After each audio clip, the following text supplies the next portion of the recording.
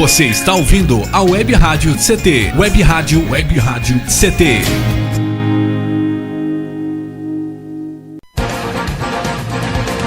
A partir de agora você vai ouvir pela Web Rádio CT o programa Clique Jornal. Dinâmico e inteligente. Clique Jornal.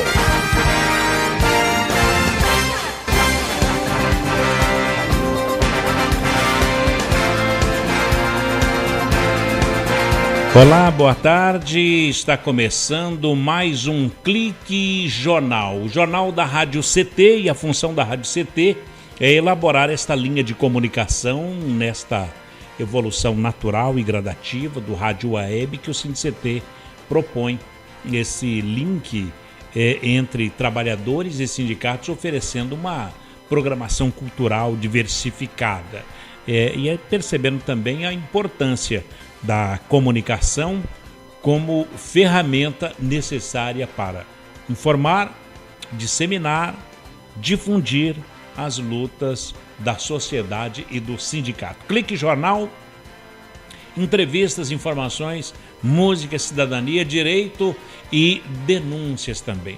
O programa de hoje vai trazer aqui o relatório final da Comissão da Verdade com a Amanda Menconi. Ela é socióloga e ela faz parte da Comissão da Verdade aqui em São José dos Campos, pelo Sindicato dos Metalúrgicos. E esse relatório final da Comissão Nacional da Verdade, que foi entregue no dia 10, em cerimônia oficial no Palácio do Planalto, a presidente Dilma chegou às lágrimas, e dividido entre 3 volumes essa comissão. O relatório é o resultado de 2 anos e 7 meses de trabalho da Comissão Nacional da Verdade, que foi criada por uma lei e foi instalada em maio de 2012.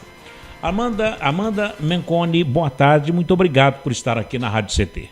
Boa tarde, obrigado a todos os ouvintes aí, o Paulo Silva pelo convite. Estamos aqui de novo na rádio, trazendo um pouco mais de informação aí para o pessoal. Chegamos ao relatório final, mais de 2 anos, e na lista traz 377 pessoas apontadas como responsáveis por crimes na ditadura. É o que se conseguiu apurar ou é o satisfatório? Não, eu acho que está muito longe do satisfatório, na verdade, porque a comissão, nesses quase 3 anos, né, ela sofreu muitos limites, assim, né, limites orçamentários, inclusive, para conseguir realizar. Eu conheci alguns pesquisadores lá no Arquivo Nacional, no Rio de Janeiro, eu conheci alguns pesquisadores da Comissão Nacional, que inclusive estavam com salários atrasados e tal, então tinha vários limites. Um outro limite muito importante, eu acho, que demonstra que a comissão deixa a desejar em algum sentido, é que os arquivos militares não foram abertos, né? Então, boa parte das fontes documentais que a gente poderia ter acesso e poderia, de fato, encontrar mais coisas, estavam vedados, né, para a comissão. Então, 70% está intacto. Eu acho que é uma vitória, assim. O final da Comissão Nacional da Verdade é uma vitória importante, a gente tem que reconhecer isso. É tardio, como eu tinha falado no outro programa, no Chile e na Argentina, as comissões da verdade foram instauradas logo após o final da ditadura.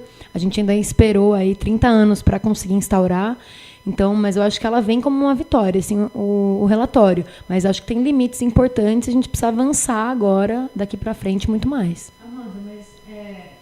Que os arquivos dos militares não foram abertos e tudo mais. Foi voluntário, as pessoas iam, não houve nenhuma intimação, assim, você tem que ir lá depor e tal. Foi nesse sentido, mais ou menos, ou foi uma coisa imposta? É que é uma coisa muito velada, assim. Por exemplo, vou dar a minha experiência pessoal. Eu tentei acessar alguns arquivos, né, do CTA, a Escola de Especialistas da Aeronáutica. Quando você telefona lá, eles dizem que não existe um arquivo lá.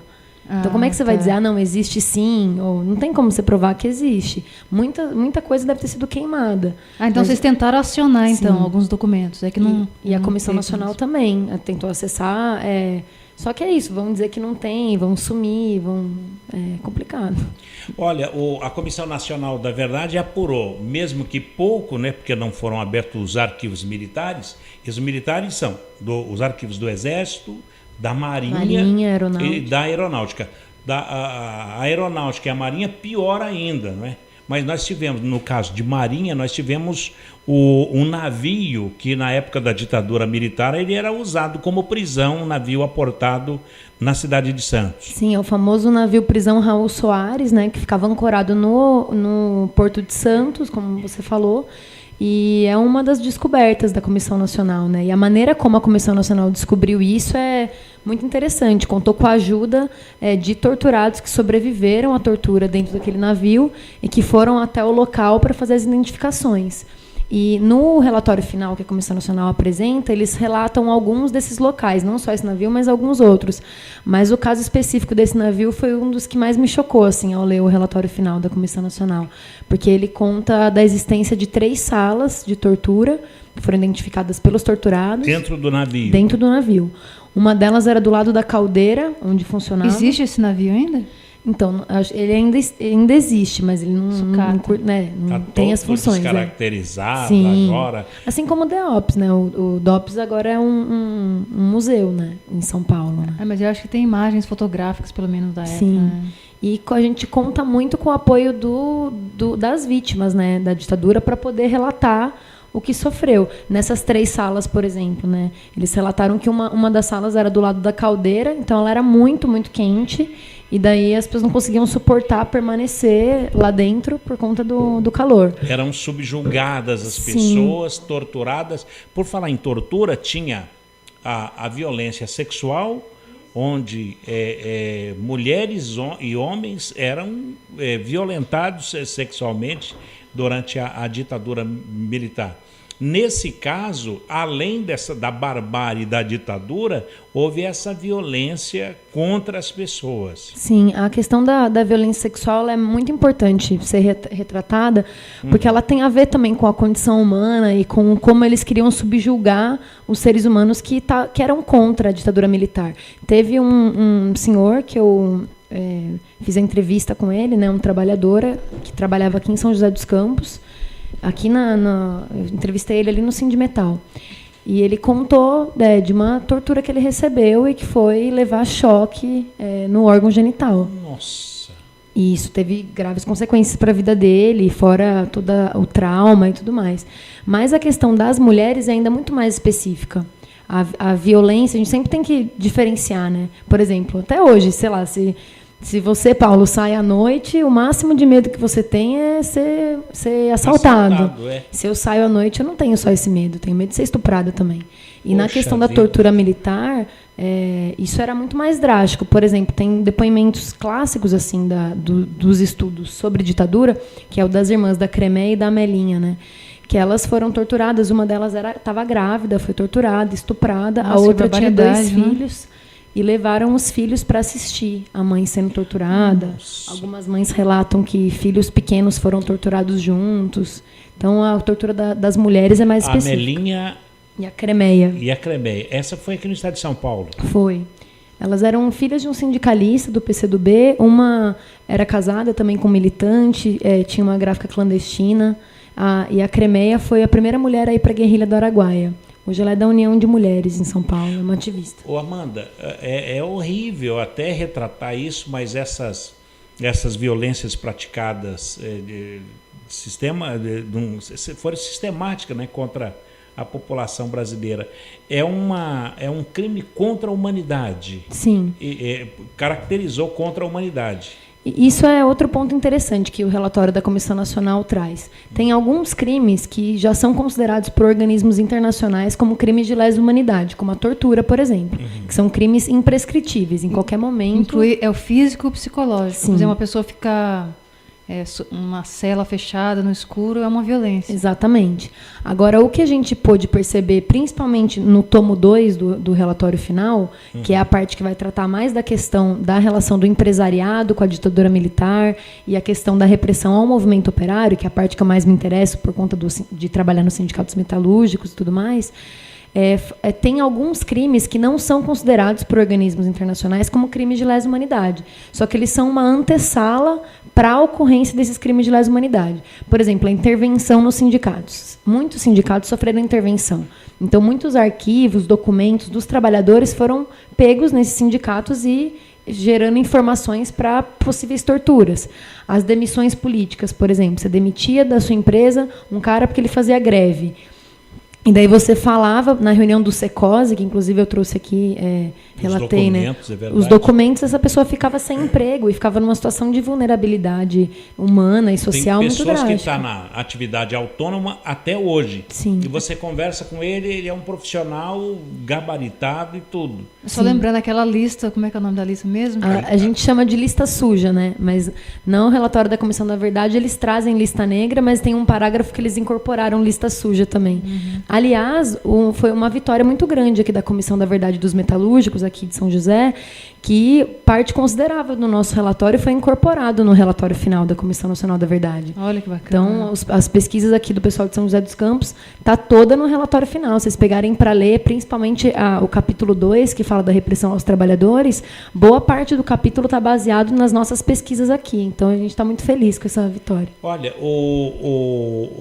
a existência da Comissão Nacional da Verdade colheu 1.121 depoimentos. 132 deles depoimento de agente público, e realizou também 80 audiências e sessões públicas. Teve aqui pelo país todo, teve aqui em São José, mostrou o seguinte, que todo mundo foi atingido pela ditadura militar, porque quando torturava um operário, torturava o pai de família, torturava o filho, o amigo, quer dizer, toda a sociedade. A lei brasileira, o máximo é 30 anos de cadeia. Não há como reparar isso aí pela cadeia, né? Eu acho que um primeiro passo importante é, sim, a punição e a prisão dos torturadores e daqueles que financiaram a ditadura. Os empresários, as empresas que deram dinheiro à ditadura. Eu acho que isso precisa de uma punição exemplar. Não no sentido de um revanchismo, você quer... Não, não é isso. É porque se as pessoas não são punidas, elas não acreditam que aquilo é um crime, elas podem vir a fazer novamente. Então, para que fique claro que isso... para que nunca mais aconteça, né, como é o lema da Comissão Nacional da Verdade, para que isso fique claro, acho que é importante a punição exemplar dos torturadores e de todos que colaboraram e financiaram ativamente a ditadura militar. Até porque eles usaram o governo para fazer tortura, né? Então eles usaram o nosso dinheiro, os nossos impostos para torturar as próprias pessoas. É mais hediondo ainda que um crime praticado pela uma pessoa, um indivíduo, né? É um governo. Pessoas que se apropriaram do governo, usaram dinheiro, ferramentas, exército para torturar pessoas. Sim, aliás, esse ponto é um ponto que traz também, né, no capítulo 2 da comissão, que é que por que houve, né, uma ditadura militar? Esse é um grande debate. E a conclusão que a Comissão Nacional chega é que no período do golpe militar existiam 2 projetos políticos em disputa. Um projeto político que era dos trabalhadores que estavam lutando por reforma agrária, por melhores condições de trabalho e salário, e um outro projeto que era um projeto dos militares e dos empresários. E existia um comum acordo entre os empresários e os militares, que é a tal da ordem em progresso que virou desenvolvimento com segurança, e daí toda a luta pelos direitos dos trabalhadores virou questão de polícia, virou questão de segurança nacional. Você acredita que a esquerda, os venceram essa batalha em 2 pontos? A esquerda governa o país já há 12 anos, está indo para 16, e conseguiu também, nessa Comissão Nacional da Verdade, mostrar o retrato do que foi o passado militar aqui no Brasil. É uma vitória dos operários? Olha, eu diria com muitas ressalvas isso, sim. A primeira ressalva é pelo fato de eu não acreditar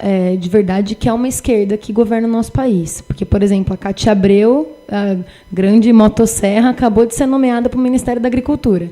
Então, que esquerda é essa que nomeia os empresários que lucram pela exploração dos trabalhadores, para ser presidente do Banco Central, para ser secretário de Meio Ambiente, ou de Educação, de tudo. Então, há uma miscigenação política hoje no país. Você acredita que como é o nome, Shirley? Agora a nova nomenclatura da política que está se pregando, que nós tivemos o plebiscito. Governabilidade? Não é governabilidade. Que tivemos agora no dia 7. A reforma política. Seria a solução para se colocar no eixo o que é direita, o que é esquerda, o que é centro? Eu acho que, sem dúvida, uma reforma política é mais do que urgente e necessária. Mas a reforma política que vem sendo proposta, inclusive pelo PT, é bastante limitada. Eu acho que o primeiro passo de uma reforma política é acabar com o financiamento empresarial de campanha. Porque se você continua tendo as campanhas financiadas pelos empresários, quem ganha as eleições não é exatamente aquele que traz as ideias que o povo mais gosta, mas é aquele que é mais financiado e que tem mais dinheiro para fazer a campanha. Então, tem que começar por isso. Bom, Amanda Menconi é socióloga e é ligada ao Sindicato dos Metalúrgicos aqui de São José dos Campos. Esteve e está à frente da Comissão Nacional da Verdade. No próximo intervalo, Amanda, vamos saber agora, relatório final, se terminou tudo, se acaba tudo, o que é que vai ser feito daqui para frente, tá certo? Tá certo. Amanda Menconi, a socióloga da Comissão Nacional da Verdade e da classe operária, o seu caso ou não? Sim. Eu represento os interesses dos trabalhadores aqui de São José, da classe operária. Maravilha. O Clique Jornal volta já falando do relatório final da Comissão Nacional da Verdade. Um instante só. Você está ouvindo pela Web Rádio CT, o programa Clique Jornal.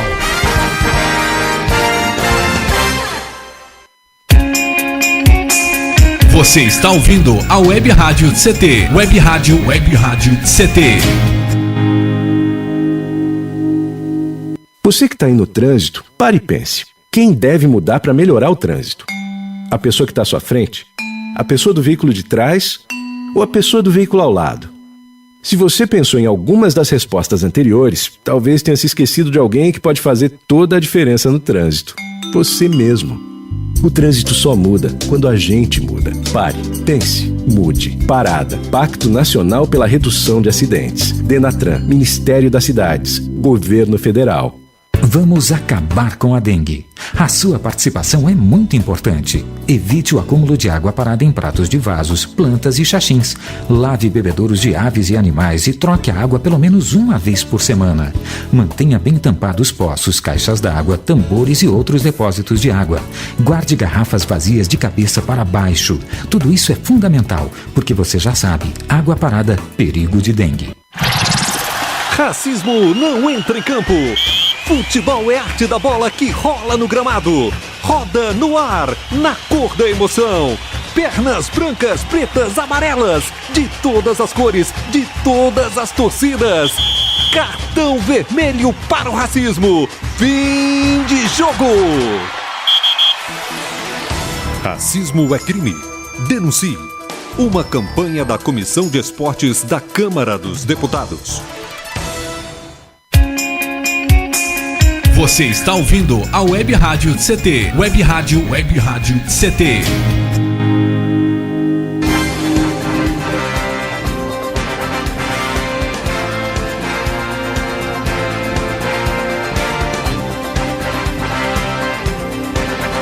Muito bem, estamos de volta aqui na entrega do relatório final da Comissão Nacional da Verdade, que foi entregue no último dia 10, em cerimônia oficial no Palácio do Planalto, em Brasília, onde a presidente Dilma recebeu esse relatório final, que foi dividido em 3 volumes. O relatório, que é o resultado de 2 anos e 7 meses de trabalho da Comissão Nacional da Verdade, criada por uma lei no Congresso, a Lei 12.528 de 2011.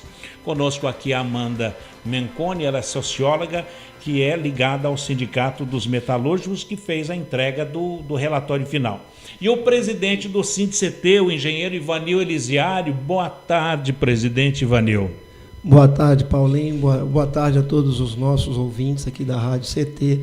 É um prazer enorme receber aqui a Amanda, tratando desse assunto tão sensível que ainda busca curar, colocar ataduras numa ferida ainda aberta, apesar de tantos anos, apesar de tantas coisas corridas, depois desses momentos um tanto sombrios da política brasileira, né? O presidente Ivanil, o relatório final, a Amanda, e note-se pela jovialidade dela, uma menina que jamais pensaria em participar, não tem idade para isso. Mas você acredita que a juventude, como no caso da Amanda, que faz parte da comissão, tem uma lição a esse respeito desse passado sombrio do país? Evidentemente. Eu acho que um povo que não busca estudar a sua história, e mais do que isso, nesse momento de expor as realidades ocorridas naquelas situações, ele corre um risco muito grande de repetir os mesmos erros. Os momentos políticos pelos quais o nosso país passou constituem aquilo que nós somos hoje como um povo. Uma pessoa carrega em si a cicatriz da infância, da adolescência e tudo mais. Um povo também tem as suas cicatrizes. E esse relatório da Comissão da Verdade é isso, é uma cicatriz de uma ferida acontecida ali, que faz parte da nossa história, nós não podemos renegá-la, não temos também do que nos envergonhar no sentido de buscar esconder essa história, porque cada um de nós carrega uma parcela de responsabilidade sobre isso. Se nós não tivemos a responsabilidade de protagonistas à época em que ocorreram esses fatos, hoje a nossa responsabilidade é desfraudá-los para trazer um momento consciente, maduro, amadurecido, de discussão dessas questões e cuidar para que os erros passados ou as mazelas cometidas no passado não se repitam no futuro. Amanda, o presidente falou o que você disse agora há pouco, para que isso não se repita mais. Existe até uma frase da Comissão da Verdade, uma frase muito famosa, para que não ocorra nunca mais. Para que não se esqueça, para que nunca mais aconteça, né? Olha, para que não se esqueça, presidente, e para que nunca mais aconteça. Agora, a reparação. Olha, o relatório final teve 377 nomes apontados como responsáveis pelos crimes na ditadura. Há dinheiro que repare essa atrocidade contra principalmente o operário brasileiro? Não, com certeza não. Assim, a consequência que teve para a vida deles é absolutamente drástica, e para as famílias, como você falou, para as esposas. Também eu recebo relato de muitas esposas que os maridos foram mortos e que contam de quando a polícia entrou na casa delas e o terrorismo psicológico que fez nos filhos. Então, não tem nada que pague, né? Nenhum preço que pague. Mas, segundo a lei da anistia, é possível uma reparação financeira e também política. Então, eu até falo aqui para os ouvintes, se tem algum trabalhador aqui de São José que quer dar entrada no processo de anistia, que se sentiu perseguido político durante a ditadura, às vezes nem sabe exatamente o que é se sentir perseguido político, mas, sei lá, foi demitido e não encontrou mais emprego porque participou de uma greve ou de uma panfletagem, ou tem alguma coisa que você fala, não consigo explicar, vem conversar junto com a gente no sindicato, que é possível dar entrada no processo de anistia de acordo com o relato que for falado, de acordo com o envolvimento daquele ativista, né? Então, é possível que a gente dê entrada, e a anistia ela é uma reparação política que o Estado reconhece que errou com essas vítimas, inclusive teve solenidades que eu pude participar, que o Estado fez o reconhecimento, mas também uma reparação financeira, que é importante, porque esses trabalhadores foram perseguidos justamente do ponto de vista financeiro também, não só do ponto de vista político. Nós tivemos aqui, não é a primeira vez que a gente tem a oportunidade de tratar desse assunto no sindicato. Nós tivemos um evento de cunho importante, de lançamento do livro do Moacir, que falava sobre a vida do Iena, né? A minha indignação não se vende. O Iena, ele foi um ativista que foi demitido, não conseguiu mais emprego, acabou tendo um tipo de vida marginalizada, acabou se envolvendo com crime, foi condenado, cumpriu pena, estabeleceu uma situação de organização interna de presídio, que depois se tornou uma evolução maior do que depois veio a se tornar Comando Vermelho e outras coisas.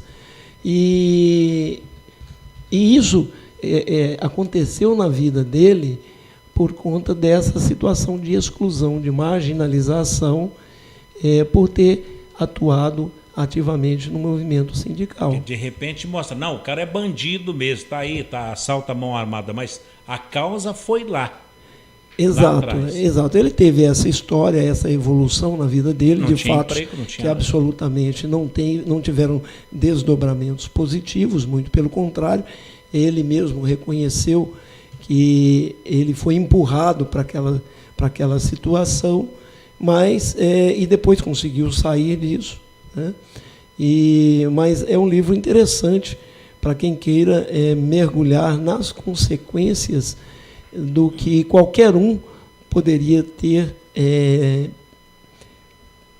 passado, um caminho que qualquer um poderia ter trilhado, eu, você, uma outra pessoa qualquer, não somos absolutamente melhores do que ninguém. O nome do livro Bom, é do exatamente, é Iena, A Minha Indignação Não Se Vende. Você chegou a ler esse do livro? Moacir, do Moacir Pinto. Foi legal você ter comentado sobre o Moacir, porque eu entrevistei o Moacir no Sindicato dos Metalúrgicos, né? Ele foi uma das pessoas que a gente procurou para poder dar o depoimento, e foi uma entrevista interessante, porque ele chegou, foi o primeiro, assim, que chegou cheio de papéis, assim, querendo me mostrar várias coisas, falou dos livros que ele já tinha publicado, e durante a entrevista, ele chegou na entrevista, ele já tinha lido o nosso relatório. Chegou, ele falou, olha, eu li o relatório de vocês, eu gostei disso, disso e disso, eu acho que eu tenho a contribuir com tal e tal ponto, e daí ele começou a falar, para avançar, melhorar a nossa pesquisa, com depoimentos que ele trazia. Então, queria agradecer, inclusive, o Moacir, que foi uma entrevista muito bacana. O Moacir é um intelectual progressista, cultural agora. Amigo do nosso sindicato, Exatamente. de longa data, já nos auxiliou bastante em nossa caminhada. Desculpe. Verdade, inclusive, ele está fazendo um livro, ele está organizando os materiais que foram coletados na Comissão da Verdade da Câmara de São José dos Campos, para fazer um livro que deve ser publicado logo mais à frente em parceria com a Fundação Cultural Cassiano Ricardo. Moacir então, ele está todo envolvido nessa questão. Que mesmo. nós apresentamos lá no Teatro Santana, alguns dias atrás, falando de um quilombo lá de Ubatuba. Há pouco ele falou Moacir Pinto mesmo. E tal. É um intelectual de primeira grandeza, presidente. De primeira linha. De primeira linha. Primeira linha. Agora, o Ivanil Elisiário e a Amanda Menconi, a Comissão da Verdade conseguiu, nesses 377 culpados, o quê? 30% porque não foram abertos os arquivos do CTA, da Aeronáutica, da Aeronáutica, do Exército e da Marinha. Mas tivemos apontados ali que apareceu desde Humberto de Alencar Castelo Branco até o Walter Sayeg, que era o médico legista, que ele assinava os laudos lá, depois de torturado, como morte natural. E daí? Tem que fazer autópsia? Eu acho que isso é o que torna claro como que foi uma ditadura civil e militar ao mesmo tempo, empresarial e militar, porque não eram só os militares que torturavam e que puniam, mas você tinha sujeitos civis, desde médicos que participavam das sessões de tortura, até empresários que traziam instrumentos de tortura para o Brasil. Que tem um caso muito famoso, que é o do Boylissen, né, que tem inclusive o documentário Cidadão Boylissen, que é uma pesquisa sobre a relação do empresariado com a ditadura também entrou no relatório final da Comissão Nacional e a gente contribuiu para o desenvolvimento dessa pesquisa. O cidadão Boylissen, justamente o Boylissen era um chefe da Ultragás, né, do grupo Ultra, e ele foi responsável por financiar, fazer a caixinha, né, passar a caixinha nas reuniões da Fiesp, para que os chefes das outras empresas financiassem a polícia e o exército. E também ele trouxe dos Estados Unidos um instrumento de tortura que era a pianola Boylissen, que era um pianinho que, quanto mais você apertava, mais choques o torturado recebia. E o Boylissen, ele tinha uma característica peculiar, que foi a de assistir às sessões de tortura.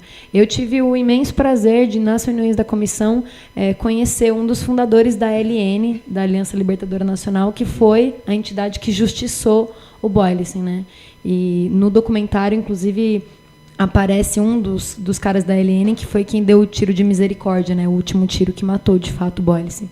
Bom, conosco aqui o presidente do SINDCT, o engenheiro Ivanil Elisiário, que é o único engenheiro especialista em trem de pouso no Brasil. É isso, não é, Ivanil? Sim, é o único. Infelizmente, nos quadros da aeronáutica, sim. Na Embraer tem outros especialistas, e até é bom esclarecer que essa questão ela diz respeito ao que deveria ser uma evolução natural dos institutos públicos de pesquisa, que estão aí para cuidar de inovar. E uma vez que a prática se torne rotina, essas coisas devem ser fomentadas à indústria. Quer dizer, deveria ter no mínimo mais 10 especialistas como você. Eu não digo tanto, porque hoje a Embraer ela dispõe desses especialistas para as necessidades brasileiras. Até temos a dizer sobre o avião KC-390, que é um dos aviões mais modernos do mundo, que fez o rollout no mês passado.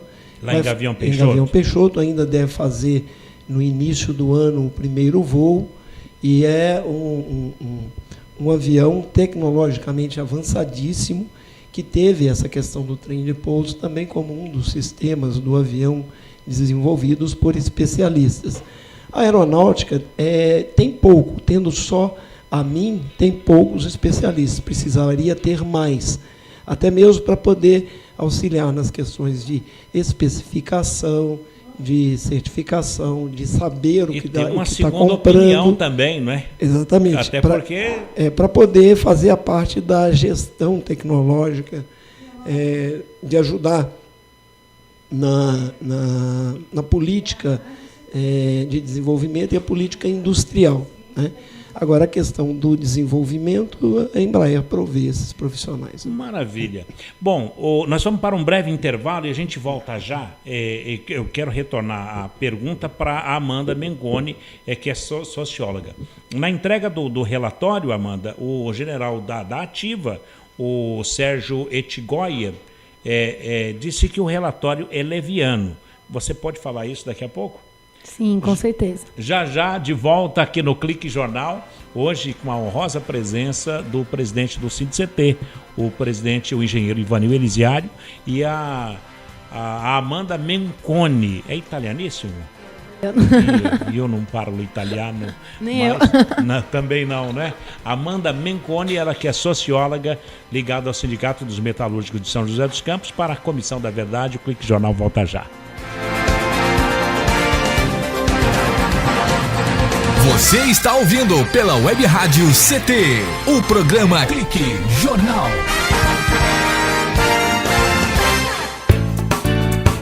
Toda gestante tem o direito de fazer o pré-natal e de ter um parto de qualidade.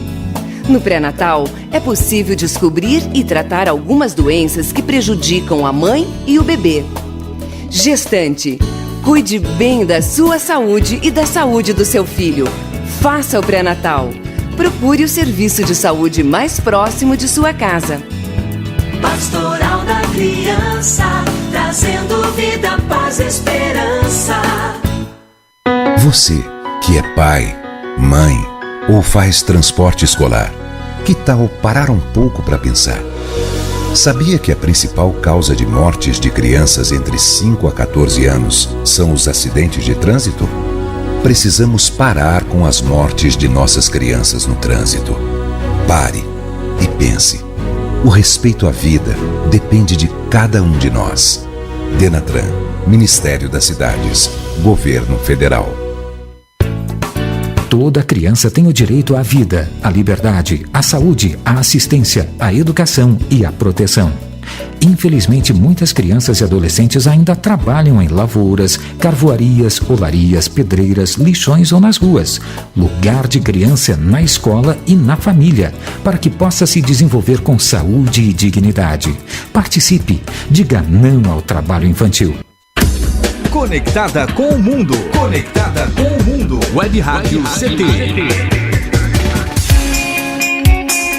Você está ouvindo a Web Rádio CT. Web Rádio CT.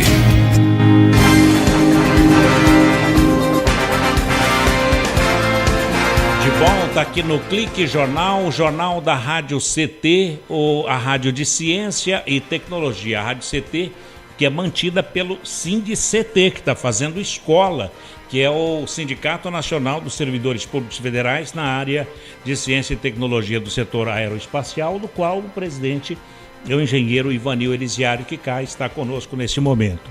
Olha, por falar em SINDICT, o nosso abraço e o registro, Shirley, dos nossos ouvintes espalhados pelo Brasil, viu, o Amanda, que é o INPE e o DCTA aqui de São José dos Campos, em Cachoeira Paulista, o CPTEC nos ouve, em Campinas, CTI de Campinas, em Natal, no Rio Grande do Norte, confirmado a audiência a CLBI, que é o Centro de Lançamento da Barreira do Inferno, em Alcântara, no Maranhão, CLA, que é o Centro de Lançamento de Alcântara, em Santa Maria, no Rio Grande do Sul, lá o CPTEC de lá, o Centro de Previsão de Tempo e Estudos Climáticos, e também nos ouve nesse momento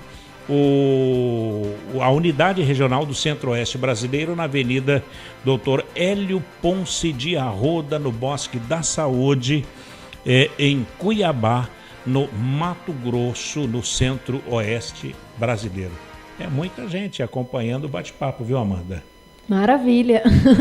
Amanda, aproveitando a presença do presidente Ivanil aqui, e a sua, é claro, que está falando do encerramento do relatório da Comissão Nacional da Verdade, o general de Exército da Ativa, o Sérgio Etgoyen, que é o chefe do Departamento Geral do Pessoal, ele assinou uma nota em conjunto com a família, repudiando esse relatório divulgado no dia 10 pela Comissão Nacional da Verdade, e classificou o trabalho como leviano. E nesse documento ele diz que a Comissão Nacional da Verdade responsabilizou o pai do atual chefe do pessoal do Exército, o general Léo Guedes Etgoyen, e outros 376 civis e militares por violações de direitos humanos durante o governo militar. É o filho defendendo a honra do pai, e que honra é essa?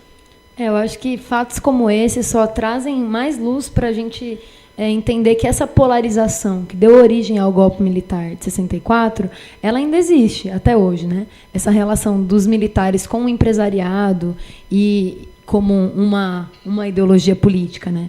E a resistência dos trabalhadores contra os ataques, tanto dos militares quanto do empresariado, continua existindo, que é a tal da luta de classes. A gente vê até hoje. Então, não me estranha esse tipo de relação, agora, de declaração. Agora, contra fatos não há argumentos, né? A gente conseguiu fazer uma fortuna aqui com alguns arquivos, aqueles que a gente conseguiu salvar, dos que não foram queimados, dos que não estão escondidos.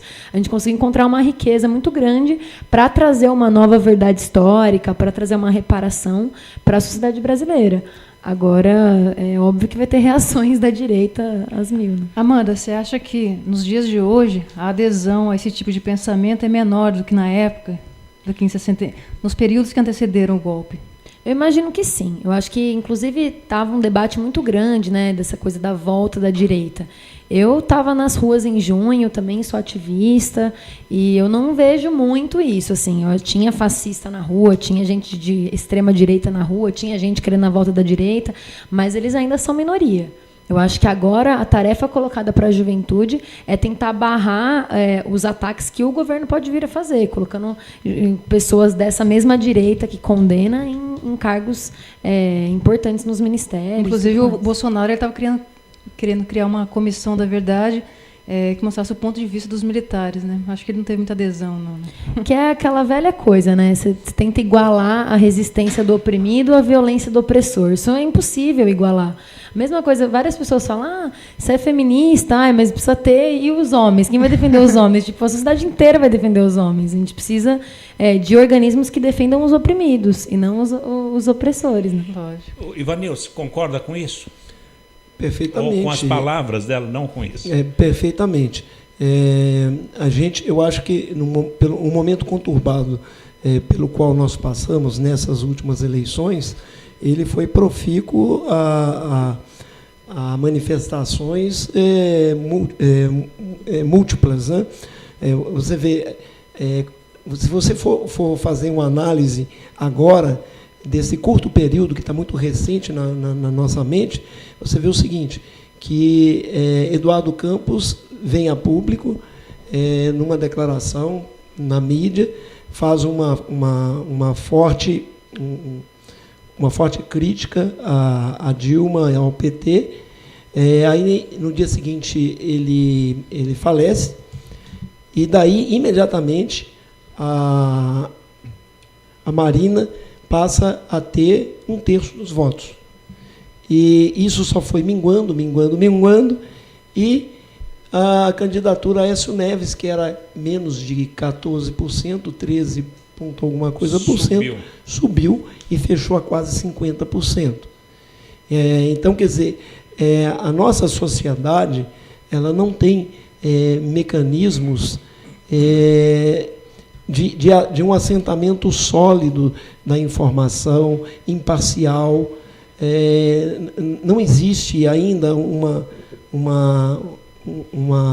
mass media imparcial, não existe. A mídia hegemônica, ela é muito parcial, ela é muito de direita, ela suscita um saudosismo para uma população, para uma faixa de população que absolutamente não viveu essas auguras da ditadura. Então, até muito jovem, você costuma, às vezes, se escandalizar com um discurso de ultradireita, saudosista, de um militarismo, né, de uma ditadura militar que eles não viveram. Um menino novo, né, falando assim, que quer de volta a ditadura. Nem sabe do que está falando, entendeu? Então falta formação, falta informação, falta trazer para essas gerações que não viveram isso, o que aconteceu, o que foi ali os estados de exceção vividos. Né? Por isso que eu quero saber da Amanda, tão jovem ainda e tão completa nesse assunto, que juventude é essa? Que você olha na tela do seu televisor, você vê uma menina tão linda quanto a Amanda, que é promotora, que é juíza, o outro menino sem nenhum fio de barba ainda no rosto, ele é o promotor e tudo. Que juventude é essa? É como a Amanda e os outros que estão pedindo a volta dos militares do Verde Oliva. Amanda? É que eu acho que a gente muitas vezes confunde a formação política com a formação acadêmica, né? Então, eu estudei na Unicamp, tive essa oportunidade de fazer um curso de humanas, inclusive, numa universidade que abriu muito a minha cabeça. Mas, para mim, está claro que não é na escola, infelizmente, que a gente aprende política. A gente aprende política fazendo, é na rua. Então, é na hora que, na minha cidade, lá em Limeira, a gente descobriu o escândalo de corrupção do prefeito, e daí os jovens que nunca tinham ido para a rua foram falar que isso era um absurdo, desviar o dinheiro da merenda.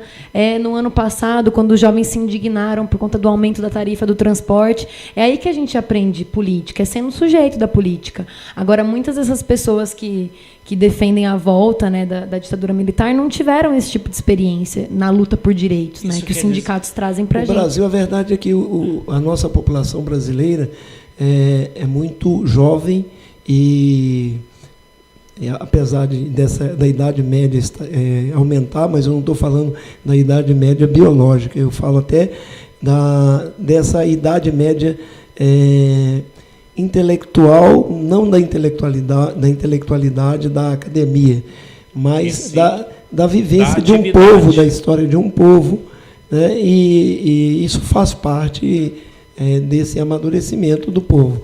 O que a gente muitas vezes não entende é isso. Isso aí não é uma coisa muito clara, muito tangível. Nós precisamos percorrer caminhos ainda não percorridos para que a gente possa entender, para que a gente possa ganhar experiência das escolhas. Eu faço analogia com a escalada de uma montanha.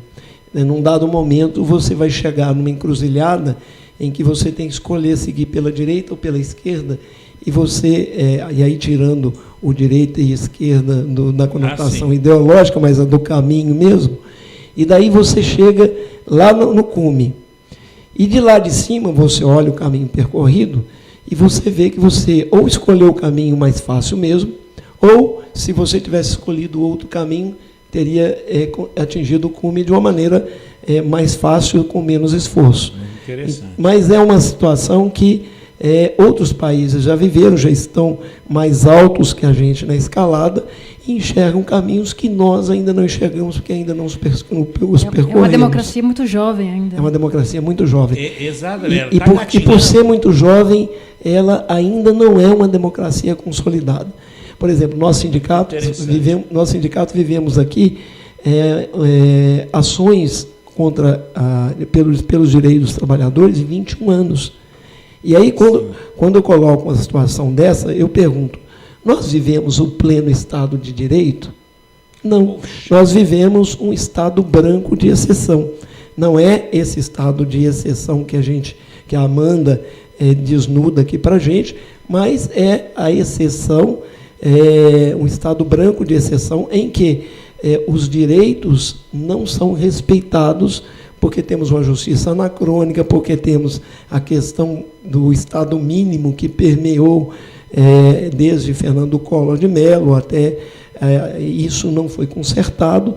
A gente ainda tem várias situações que precarizaram o serviço e a justiça também está precarizada. Em outras palavras, quem não gosta de política é governado por quem gosta. Exato. Então, esse é o retrato. Exato. Mas a gente não tem tudo só negativo, nós temos muitas coisas positivas. Por exemplo, nunca se teve tanto acesso de você ter alternativas para a sua informação cotidiana. Muito bom. Nós aqui estamos ocupando um desses espaços alternativos nesse momento. Que maravilha. Nós vamos para um breve intervalo. E, Amanda, na volta aqui do Clique Jornal, o relatório final, as 3.380 páginas entregues no Dia Mundial dos Direitos Humanos. E São José dos Campos, qual é a parte de São José dos Campos nesse relatório final e o que fazer com essas 3.380 páginas, tá certo? O Clique Jornal volta já com a Amanda Menconi, ela é socióloga da Comissão Nacional da Verdade, e o presidente Ivanil Elisário. Um instante só, a gente volta já. Você está ouvindo pela Web Rádio CT, o programa Clique Jornal.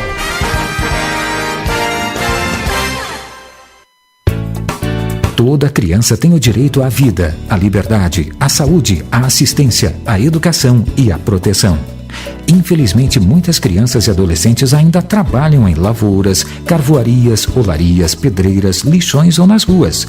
Lugar de criança é na escola e na família, para que possa se desenvolver com saúde e dignidade. Participe, diga não ao trabalho infantil. O soro caseiro é muito importante para prevenir a desidratação. A receita é muito simples. Anote. Pegue um copo grande com água fervida ou filtrada. Usando a colher medida do soro caseiro, coloque com o lado maior 2 medidas de açúcar e com o lado menor 1 medida de sal. Mexa bastante e está pronto. Com uma colher, ofereça esse soro para a criança várias vezes ao dia. O soro caseiro pode salvar muitas vidas. Pastoral da Criança, trazendo vida, paz, esperança. Conectada com o mundo. Conectada com o mundo. Web Rádio CT. Racismo não entra em campo. Futebol é arte da bola que rola no gramado. Roda no ar, na cor da emoção. Pernas brancas, pretas, amarelas, de todas as cores, de todas as torcidas. Cartão vermelho para o racismo. Fim de jogo. Racismo é crime. Denuncie. Uma campanha da Comissão de Esportes da Câmara dos Deputados.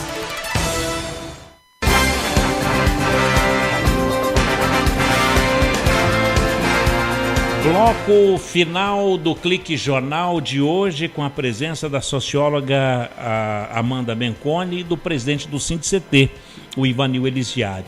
E saiu uma revista, documentos comprovam que empresas colaboraram com a repressão militar e pede punição já aqui para São José dos Campos. Olha, documento de 3.380 páginas entregues no Dia Mundial dos Direitos Humanos, foi dia 10 de dezembro, a presidente Dilma. 1.120 depoimentos e foram constatadas 434 vítimas. Amanda, relatório final. O que fazer agora? Acabou? Esquece? Como é que fica? Se fala que esse país não tem memória, como é que será? Então, no pronunciamento da presidente Dilma, inclusive, ela chorou e falou, né, da importância da Comissão Nacional, só que ela não deu muitas saídas aí de continuidade. A única coisa que ela apontou foi a possibilidade de um órgão permanente para continuar apurando os casos, mas foi uma coisa muito genérica. O que, no geral, o movimento dos trabalhadores reivindica, e especialmente o Sindicato dos Metalúrgicos aqui de São José dos Campos, é a primeira coisa a revisão da lei de anistia. Porque na lei de anistia são também anistiados os torturadores.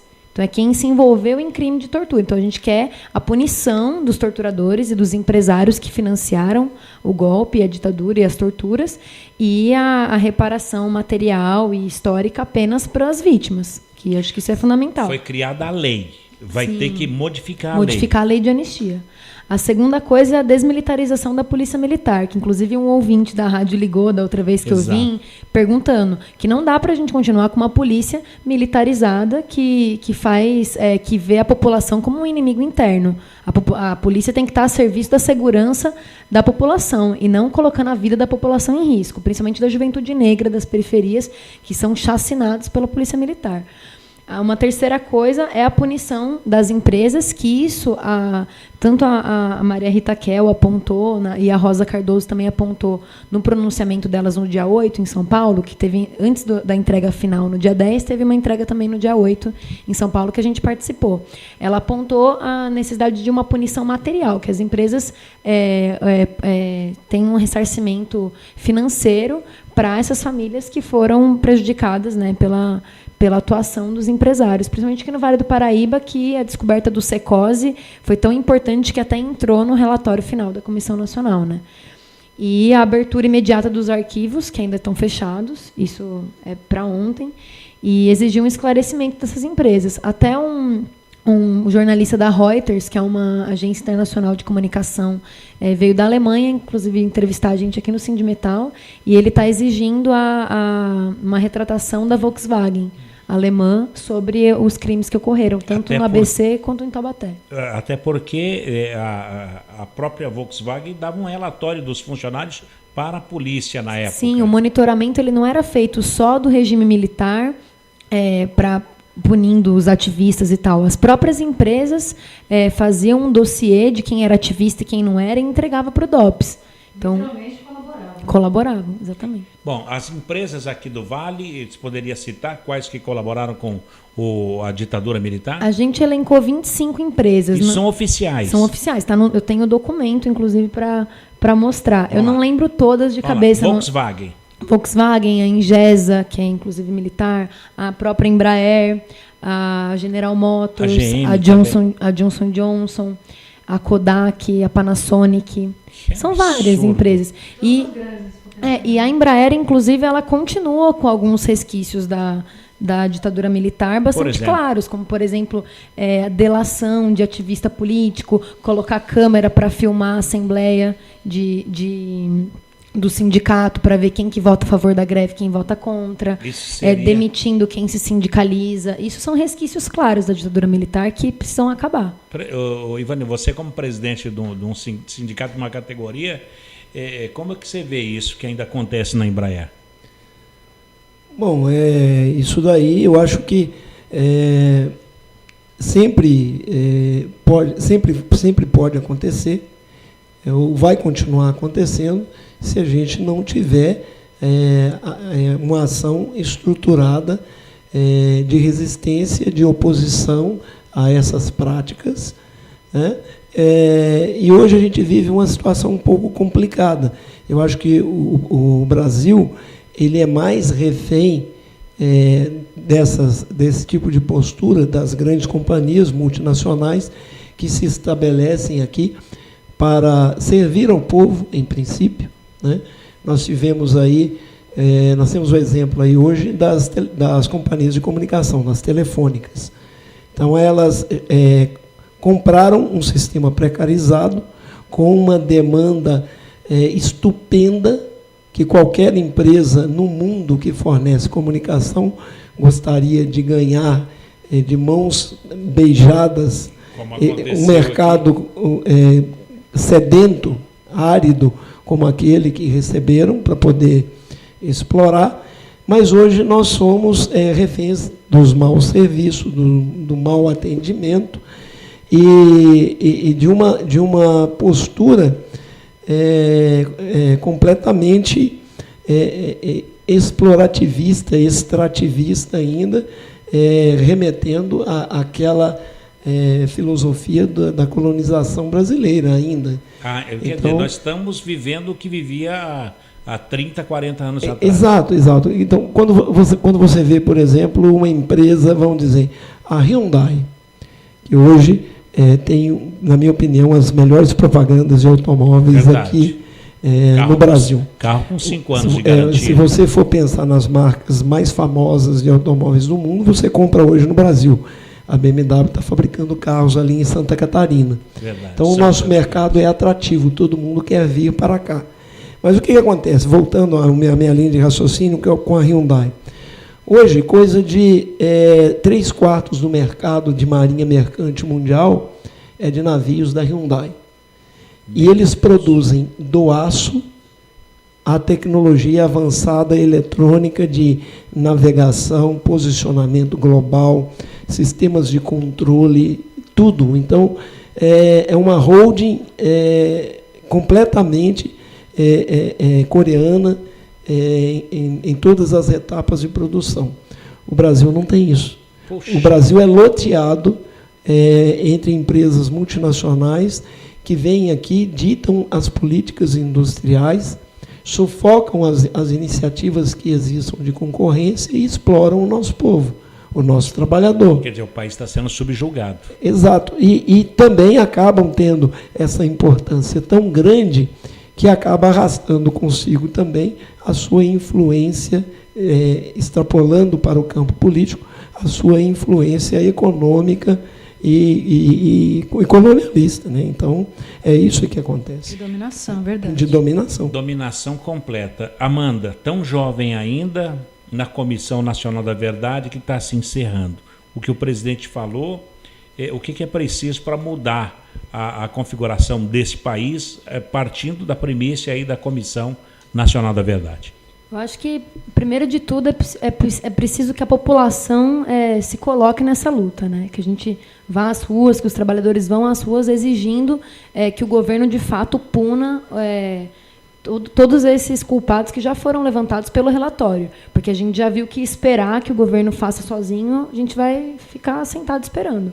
É uma vitória ter um relatório como esse, que pode contar uma nova verdade, uma nova história, mas a gente quer, de fato, que os torturadores sejam punidos para que nunca mais aconteça.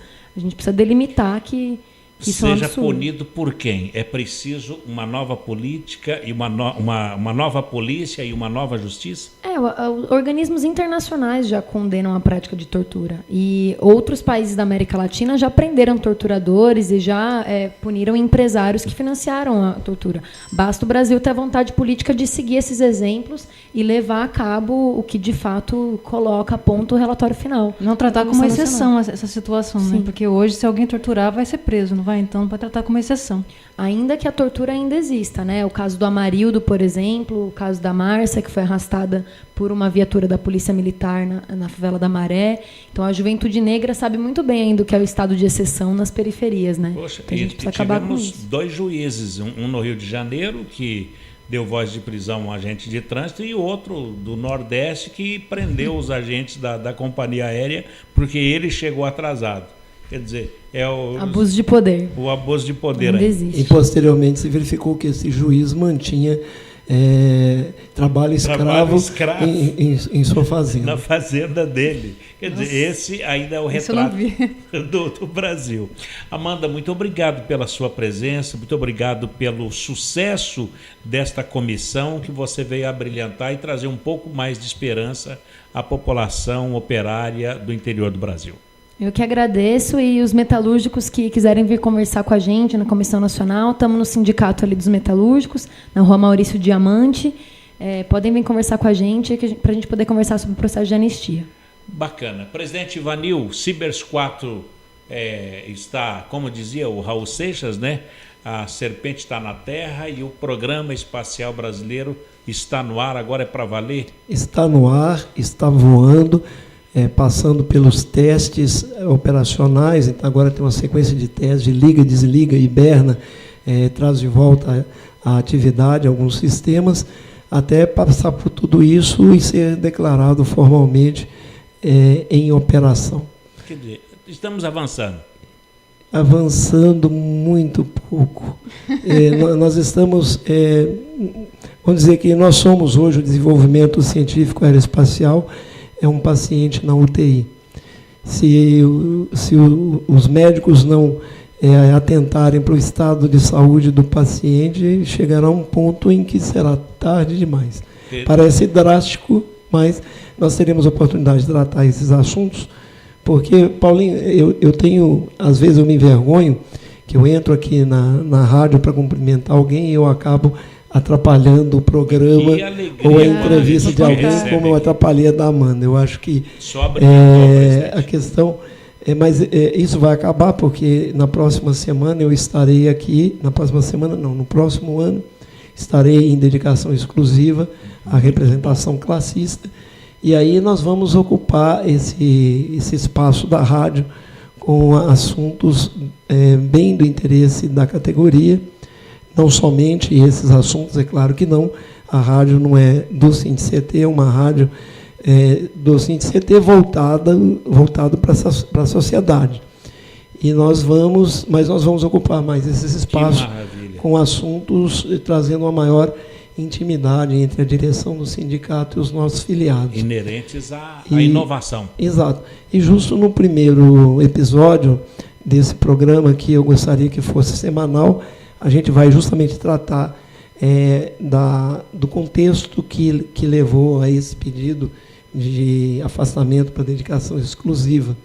Até isso é um fato muito interessante. Eu acho que o povo tem essa carência de ouvir a voz do sindicato, e eu, como presidente, também sinto muito essa vontade de maior proximidade, de utilizar esse instrumento bacana que a gente tem coisa aqui. Boa. A gente está mais próximo. Inclusive, Ivanil, se poderia vir na sexta-feira, não sei se vai poder, dar uma despedida pessoal, falar um pouquinho mais sobre o Cibers. Exatamente. Vê na sua agenda.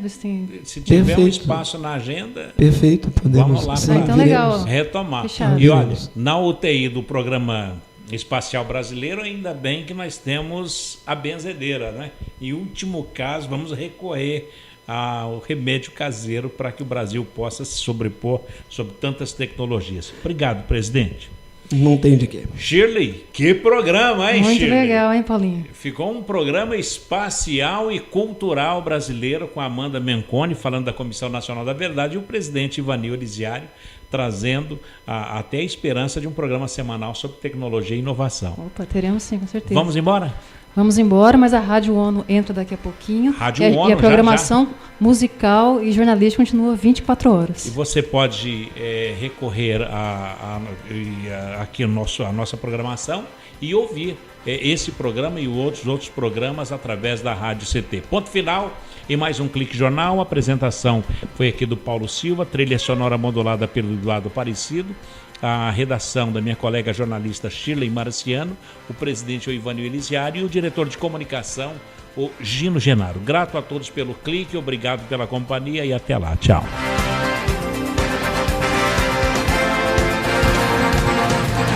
Você está ouvindo pela Web Rádio CT, o programa Clique Jornal.